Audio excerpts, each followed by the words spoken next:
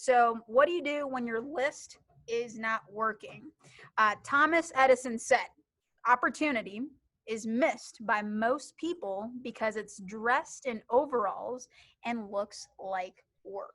Oh, That's one of my favorite quotes that I want to open up with, because when it comes to the phone time aspect of your business, that is your business. That is the work part. That is the hard part, right? That's the grind. If we want to go and go to Mexico for free, it's going to come down to who has the best phoning habits. And a lot of us are thinking, I have great habits. My list just is not picking up, right? And so the first key to jot down is you got to have preparation before game time. That's the first key. You got to have preparation before game time. I want all of us as a team to view each event that we have as an office, all the team meetings, the workshops, the moments that we come together as a crew to work and grind. That isn't time to expand your list. That right there is the main event. It's showtime when it's a team meeting phone jam, a Rising Star phone jam, a key staff phone jam, a Monday night phone jam. You got to bring everything to those key events. And I used to make that mistake beforehand of showing up and thinking, all right, well, I'm going to start getting to work Monday night, 5 o'clock. You know, my manager's telling me to hop on the phones, but I don't have numbers. So I'm going to use this time to expand my list. I've made that mistake, and it's a mistake. You want to come in fully prepared. If it means, you know, in your schedule, putting in from 4 o'clock until 5 o'clock, that's my list building time. So come 5 o'clock when I'm hitting the phones with the rest of the team, I'm ready to go. That needs to be in the schedule. Again, events, if you're thinking about it from a dramatic standpoint, right? If it's like the show, the main event that you're going to be attending is the event that we're talking about. All of the rehearsal time, all the time that you're preparing your lines needs to happen before each event. So let's get into the habit of that, making sure that our lists are prepared before entering each event. So what goes into preparing before game time? Well, sending out Facebook messages, DMing everybody early on in the weekend. Couple days prior to the event should be our focus. Can we send out 50 messages on Facebook? Can we send out individual DMs on Snapchat? Personalize it per friend. Can we call back every single person that we've done demos for that said, oh, Mystic, I'm going to get you those numbers one day? Can we go back to those people that promised us those lists and say, hey, I need those numbers because tomorrow I got to hit the phone? Every single relative. And say, hey, I really need your help. I really want to go on a free vacation in 6 weeks. We're starting a competition and I need your help. So can you give me an extra 5 to 10 coworkers, friends? If you think about it, the average adult that's over 30 has more than 30 contacts in their phone. The average adult. They've got tons of people in their phone, and that's who we need. So what if you reached out to every person that you knew that's over the age of 30 and said, hey, I need an extra 5 to 10. Here's a free piece of Cutco for helping me out. Every single customer that we see that we get referrals from, asking for more referrals, having all those names and numbers beforehand. Bribing people. Can you bribe your best friends?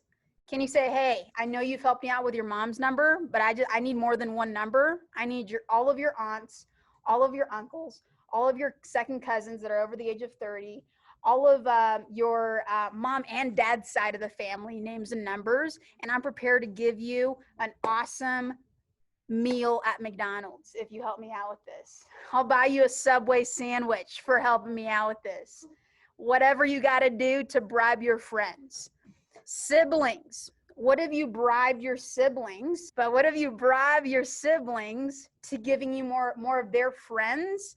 Parents. Julia Brito Amador, one of our top reps in our office, her sister Alex, she sat down with Alex. She actually literally grabbed Alex's phone. She's like, I'm your older sister. She grabbed her phone. She goes, all right, we're going to start at A, and I'm going to make a list of all your friends in this phone.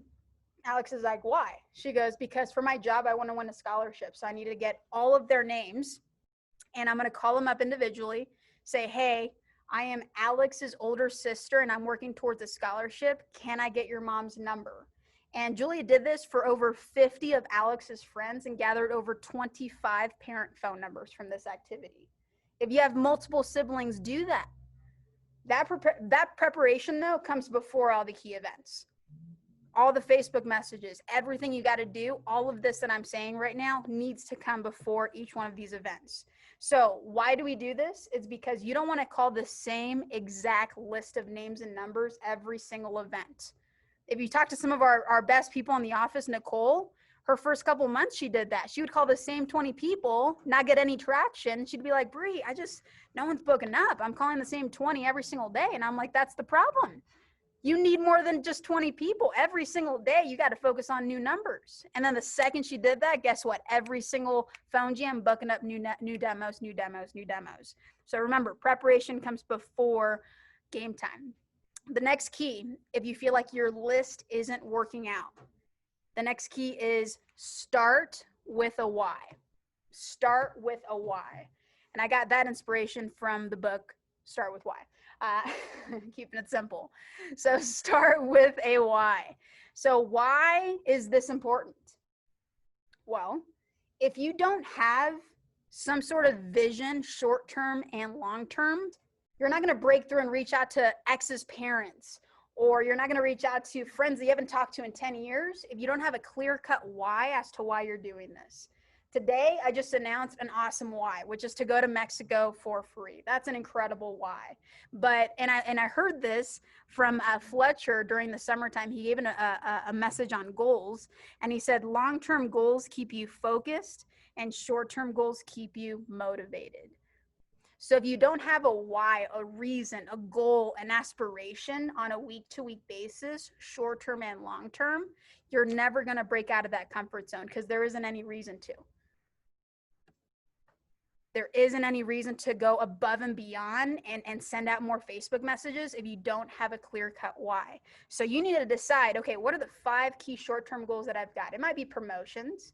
It might be being a top person in the office. It might be making a paycheck. It might be graduating debt-free. It might be saving up to buy a phone or whatever the case is. And what are your long-term goals as well? Make that list. The next key, if your list is not working, is to call in waves.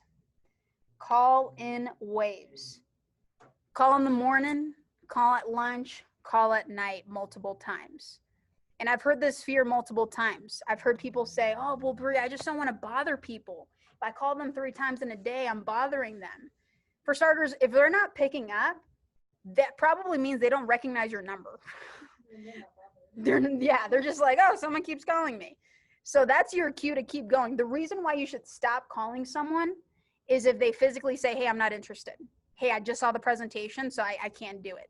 Cool, sounds good. You're off my list. I'm not going to call you anymore. But if they don't say anything and they're just ghosting you, keep calling. Eileen is the perfect example. Just popped off a homemaker to someone that she'd been calling. It was a referral from her Fast Start back in July. She would call every single phone jam since July. Finally picked up and popped off a homemaker at 25%. Let's go. Okay. So if that's not motivation, I don't know what is. Keep calling them people. Another key tip pertaining to, of course, calling in waves is try calling off of a different phone number. Try calling from a different number at lunch, different number, for breakfast, different number in the evening. That's why we love doing team meetings here at the office, because we just change up phones. We go, hey, give me your phone. I'm going to use it for this phone jam. And again, people don't know it's you. They're just like, oh, it's another number. But I've had some customers that get used to seeing the same number every single day. And they go, oh, it's the same number. I don't want to pick it up. But the second that you call off of a different number, you'll get people that start to pick up that had been ghosting you for weeks. It's the weirdest thing that I've seen and I've experienced. So call off of a different number. A great app, if someone can put it into the chat, is Google Voice. It's a free app, but it gives you a second number to call off of. I've used this multiple times. Google Voice. It's a free app, gives you a secondary number to call off of. But calling from different numbers, calling from mom's phone, from sister's phone, from different people's phone, if you're working from home, is a big thing. When you're calling multiple times, I think another common mentality mistake that people make when they're making calls is you view what you're doing as a nuisance. Phoning isn't a nuisance. Phoning is serving people. That needs to change in our mentality. You're not bothering people, you are serving people, you are helping people. If you walked into every single phone call thinking, I'm serving this person that's going to spend so much money on junky knives, Chicago knives, Henkel, Wusthof knives, I'm helping this person. I don't want her to continue to spend money on things that she shouldn't. That needs to be your new mentality. So when you're calling them, Brian isn't bothering. Brian's helping someone when he's calling them. That's a good thing. I'd rather someone call me and say, hey, you're actually spending more money than you should. Can I help you save money? Right? Like that needs to be our new focus. It's not, we're not bothering people. It's we are serving people. We are helping people. Key number 4 is tonality is everything. If you've had a lot of people reschedule, cancel, forget about the appointment, whatever the case might be in your situation, notice, and I would encourage you, if you experience a lot of reschedules and you're like, man, I can't figure this out, I'm reading the script, it's just not working. What I would encourage you to do is record yourself on video making a call. Oh, some of us would cringe. Oh my gosh, you'd be like, that's what I sound like? No wonder she's rescheduling on me. Like, I don't even want to hang out with me, right? Like some of us are going to notice that, but I'm going to encourage you. My manager used to walk around the office with a mirror. When we were making calls, she'd be like, look at your face, look at your face, look at your face, right? And it'd be like, oh my gosh, like, let me smile so I don't look like I'm like terrified. So and point is, tonality is everything. If you're so caught up in the words and reading it verbatim that you don't realize how you sound to the customer, that plays such a big role in her wanting to see you. That needs to change for a lot of us that are brand new, just so focused on reading the script. Some of us aren't even reading the script. That's another issue for another day. You got to read the script first and foremost. But the next step in reading the script is bringing the script to life. You bring that energy. You need to make Mrs. Jones' day. She needs to be like, man, who's this Nicole gal? She's so excited to see me. I've never met this gal once, right? But she should be interested in wanting to get to know you based off of that 3-minute phone call that you just had. Tonality is everything. 93% of communication on the phone is tone of voice. Only 7% is words. You can say the right words, but if the other 93 isn't there, you're missing the call. She's not going to want to see you. So focus on how you sound when you're talking to her. Smile when you dial. That's an old one that we haven't talked about in a while. Can you just smile the whole time? Your voice automatically goes higher in range just because you're just so excited. And talk about a psychological effect on you when you smile. You're just like, wow, I'm just living my best life. I'm terrified, but we're just going to go with it. Nod and smile to yourself too while you're going at it, right? But yeah, so tonality is everything. Make sure that you do that. My last key is handle common objections with confidence. Sometimes I see a lot of us call a lot of people, actually speak to a lot of people, reach a lot of people, and not convert the phone call to a demo. So realize that when you get someone on the phone, it's like your one shot. There's a chance you might not ever get a hold of her ever again. So you have to treat that very moment when she picks up like it's pure gold. She needs to be like, oh my gosh, wave of excitement over the phone. Who is this Shayla gal? What does she need? Because you're so on point with understanding how important that conversation is. If she says, oh, hey, I'm really busy, can you call back? You don't say, sure, sounds good, and never get a hold of her ever again. You go, hey, I totally can, but do you have like 30 seconds to chat? I promise it'll be the quickest call, and it'll be probably the highlight of your day as well, Mrs. Jones. Can you spare 30 quick seconds? Sure, what's up? Okay, cool. And then you dive into that script. But if she gives you 30 seconds, you don't just say, cool, I'll call you back later, because then you might never get a hold of her ever again. You say, oh my gosh, Mrs. Jones, I've been waiting to talk to you. This is Bri. Your friend Eileen actually told me to give you a call. I don't know if you received a text message about me. Can I borrow just 30 seconds of your day, please? Just 30 quick seconds. I promise you're going to love it. Right? But if you're that excited, yeah, sure. What's going on? And then she gives you the opportunity to go through with the rest of the conversation. But it's funny because sometimes we view objections or questions over the phone like she doesn't want to see us.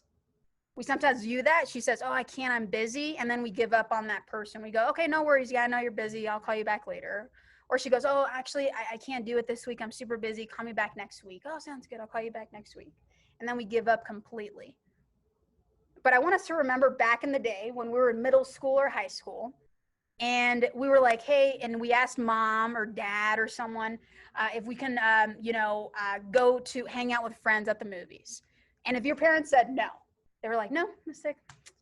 No, just not going to let you do it today. And would you just be like, sweet, sounds good. Sorry, guys. Mom said no. You'd be like, well, you'd be like, why? What did I do? What's the issue? You're going to put up a little bit of a fight.